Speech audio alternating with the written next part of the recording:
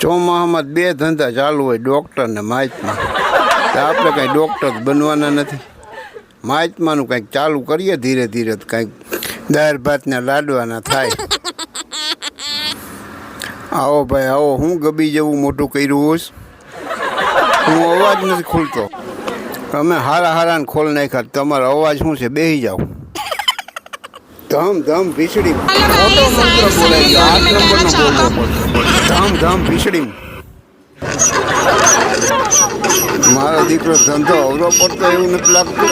ધમ ધમ ભીસડી. હવે બગાય નકર આ મારો દીકરો આપને લાડવો બનાવી નાખે.